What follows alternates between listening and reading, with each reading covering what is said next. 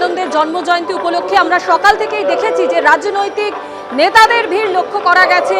বিজেপির নেতা নেত্রীরা যেমন উপস্থিত ছিলেন, তৃণমূল কংগ্রেসের নেতা নেত্রীরা তারাও কিন্তু সকাল থেকে সিমলা স্ট্রিটের এই বাড়িতে উপস্থিত হয়েছেন। এবং এরই মধ্যে আপনারা জানেন যে সিমলা স্ট্রিটের চারদিকে অভিষেক বন্দ্যোপাধ্যায়ের যে পোস্টার, তা নিয়েও কিন্তু একাধিক প্রশ্ন উঠেছে বিজেপির তরফে। আর ইতিমধ্যেই সেখানে পৌঁছে গিয়েছেন অভিষেক বন্দ্যোপাধ্যায়। স্বামী বিবেকানন্দের উদ্দেশ্যে তিনি পুষ্পমালা অর্পণ করছেন। সেখানে আপনারা দেখতে পাচ্ছেন সেই ছবি। সরাসরি আমাদের প্রতিনিধি অর্ণব মুখোপাধ্যায় আমাদের সঙ্গে রয়েছেন, আমরা সেই ছবি দেখতে পাচ্ছি। অর্ণব, অভিষেক বন্দ্যোপাধ্যায় সেখানে পৌঁছে গেছেন এবং স্বামী বিবেকানন্দকে শ্রদ্ধা জ্ঞাপন করছেন।